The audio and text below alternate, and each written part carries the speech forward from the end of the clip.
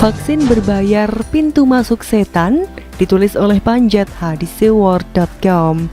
Selamat menyaksikan channel Tanda Seru.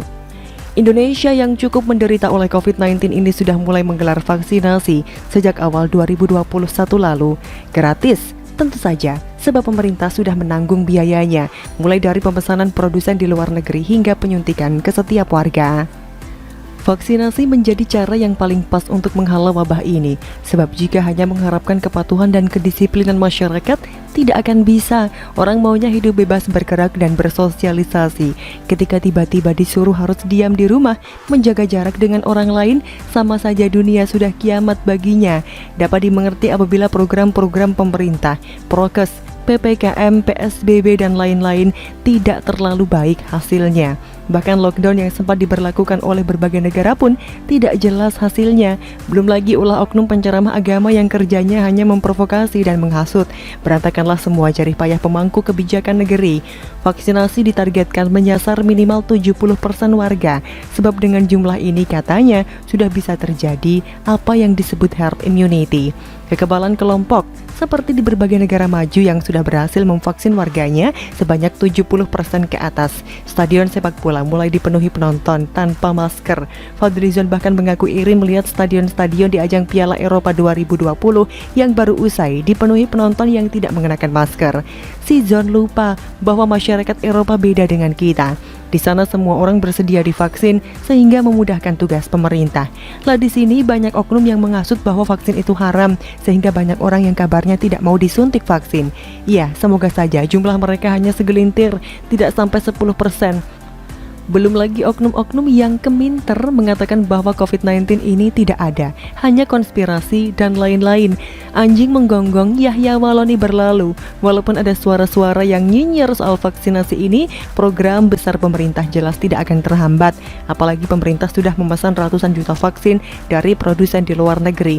Jumlahnya sangat memadai untuk memvaksin seluruh warga.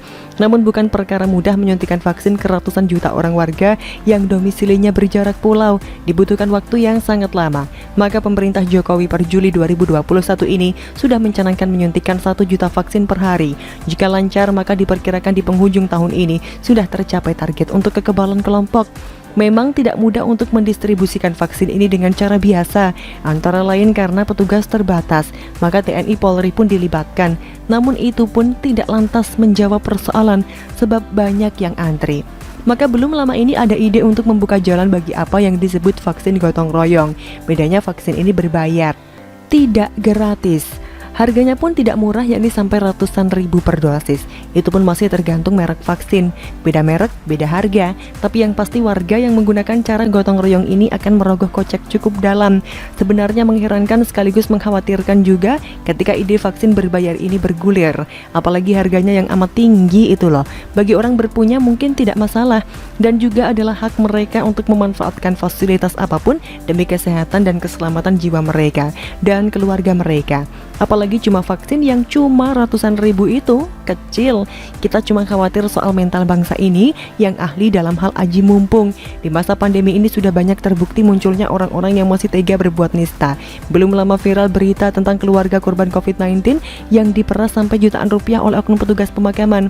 Sudah itu para penggali kubur juga ikut-ikutan minta uang beli vitamin dari keluarga korban. Hal yang sama dikhawatirkan terjadi dalam program vaksin gotong royong ini.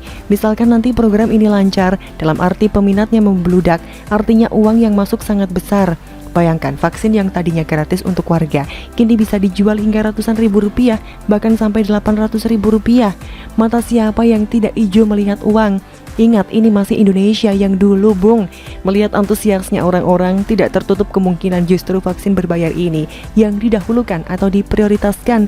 Lebih parah lagi jika oknum-oknum sengaja mengurangi atau membatasi jatah vaksin gratis, sehingga warga yang tadinya ingin gunakan yang gratis akhirnya beralih ke yang bayar.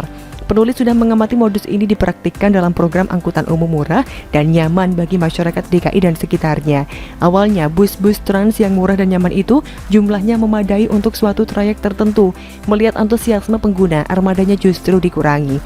Lalu diubah menjadi premium yang ongkosnya jauh lebih mahal dibanding reguler. Awalnya banyak pengguna bus memprotes dan ngedumel. Namun daripada telat kerja atau ketimbang berhimpit-himpitan di bus reguler, mau tak mau mereka naik bus premium itu. Beberapa orang berinisiatif hendak mengadu ke gubernur, namun begitu ingat bahwa gubernur sudah ganti, kini jadi Anies Baswedan, akhirnya mereka lemah sendiri. Penulis khawatir modus yang sama akan dimainkan oknum dalam program vaksin gotong royong ini nanti.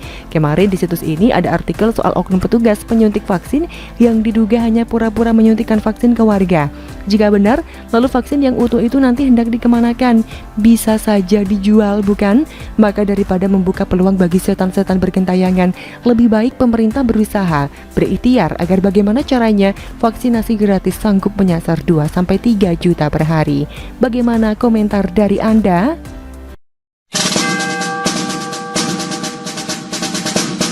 Provokator rusuh Rizik Tasikmalaya ditangkap, ditulis oleh Anto Cahaya di seword.com. Halo, selamat menyaksikan channel Tanda-Tanda Seru. Entah apa yang ada di benak sekumpulan orang-orang di kota Tasikmalaya ini dalam memandang kasus Rizik Syihab, sehingga dengan mudahnya meminta kepada pemerintah melalui Kejaksaan Negeri Tasikmalaya meminta pernyataan sikap Rizik Syihab dibebaskan. Kalau dipikir-pikir, kumpulan massa di Tasikmalaya ini memang cukup menggelikan. Rizik disidang di PN Jakarta Timur lalu ditahan di Mabes Polri, tapi ributnya di Tasikmalaya. Jika berani dan punya nyali, mengapa tidak ke Jakarta? Rasanya kok tanggung jika hanya teriak dan bikin rusuh di kota sendiri. Kalau mau lebih heboh beritanya diliput tak hanya media dalam negeri tapi juga berkesempatan diliput media asing, maka lakukan demo di depan Mabes Polri, mungkin jauh lebih mengena. Kota Tasikmalaya atau Kabupaten Tasikmalaya, Jawa Barat pada akhirnya menjadi salah satu kota yang dipersepsikan basis dari kumpulan eks-Front Pembela Islam, sebuah organisasi yang telah dilarang oleh pemerintah. Tak ubahnya organisasi terlarang semacam Partai Komunis Indonesia atau Hizbut Tahrir Indonesia. Apakah orang-orang atau simpatisan Rizik itu tidak tahu? Sudah pasti tahu jika FPI sudah dibekukan oleh pemerintah. Tapi tentu mereka bergerak bukan menggunakan atas nama organisasi FPI, tapi atas nama simpatisan. Hanya sedikit ada tanya pada diri kita semua yang menyaksikan kebrutalan para simpatisan Rizik Syihab tersebut. Tentu ada pihak-pihak yang mengkoordinasi sehingga dapat berkumpul dan bergerak. Seharusnya ini menjadi perhatian tersendiri dari pihak-pihak terkait, terutama pihak keamanan di wilayah tersebut, dapat mengusut lebih dalam dan agar kemudian hari tidak terulang kembali. Terlalu mahal harga yang harus dibayar. Seperti yang telah diberitakan sebelumnya, Kepolisian Resort Tasikmalaya polisi menangkap sedikitnya 4 orang diduga provokator dalam aksi unjuk rasa menuntut pembebasan Rizik Syihab di Kejaksaan Negeri Tasikmalaya, Jawa Barat. Unjuk rasa tersebut berakhir ricuh dan berujung pada perusakan mobil polisi di Kejaksaan Negeri Tasikmalaya. Masa sudah ada yang diamankan. Provokatornya ada 4 orang. Sampai saat ini sedang dilakukan pendalaman dan pemeriksaan oleh Polres Tasikmalaya, kata Kepala Bidang Humas Polda Jabar Kombes RD Acaniago Selasa 13 Juli. Tertangkapnya provokator ini semestinya dapat dikembangkan lebih dalam ke tokoh-tokoh yang lebih besar. Rasanya tidak mungkin bergerak sendiri tanpa adanya perintah. Harapan mereka dapat mematik perlawanan yang lebih luas ke daerah lainnya. Situasi negeri sedang fokus menanggapi pandemi yang sedang tinggi, tapi masa Rizik ini seperti duri di dalam tubuh Ibu Pertiwi. Kendati kecil tapi jangan salah, mereka serupa percikan api yang dapat membesar dan membakar apa saja. Untuk itulah dibutuhkan ketegasan pemerintah daerah setempat dan pihak keamanan saling bersinergi mengamati gerak-gerik mereka dalam memprovokasi umat. Dengan tertangkapnya 4 provokator dalam aksi yang merugikan negara dan dapat menimbulkan potensi kerusuhan yang lebih besar, kiranya dapat diseret di depan pengadilan dan mendapat hukuman yang setimpal. FPI sudah habis, sudah menjadi organisasi terlarang. Kekuatan mereka hanya diisi oleh ambisi segelintir orang-orang yang terus memprovokasi umat yang kebanyakan memiliki kemampuan berpikir di bawah rata-rata tersebut. Akibat kemampuan berpikir yang rendah dan suka memaksakan kehendak, akhirnya unjuk rasa pun berujung kericuhan. Sebanyak 3 unit mobil dilaporkan dirusak massa yang meluapkan emosi usai terlibat bentrok dengan aparat kepolisian saat berusaha masuk ke kantor kejaksaan. Kapolres Tasikmalaya AKBP Rim Syahtono dalam keterangannya menyatakan puluhan orang peserta demo yang bertindak anarkis saat aksi langsung diamankan petugas Polres Tasikmalaya. Dari 31 orang yang diamankan, sebanyak 18 orang diantaranya dewasa dan 13 masih remaja. Kepala Kejaksaan Negeri Tasikmalaya Muhammad Syarif mengatakan kedatangan sekelompok massa itu dinilai tidak tepat. Dia mengatakan putusan mengenai vonis Rizik Syihab berada di ranah pengadilan. itu bukan wewenang di kita, kata Muhammad Syarif. Jika membaca tuntutan masa Rizik di Tasikmalaya ini seperti kita melihat kumpulan orang-orang bodoh tapi ngeyel. Lalu bagaimana caranya mengatasi sekumpulan orang-orang dengan tipikal seperti ini? Mereka biasanya memiliki prinsip waton wani, waton muni, waton ngotot, tak berpikir sebab dan akibat, tak juga berpikir soal mekanisme yang benar dalam menyampaikan pendapat. Asal sudah ngumpul dan teriak takbir seolah paling hebat dan kuat di muka bumi. Bagaimana menurut Anda?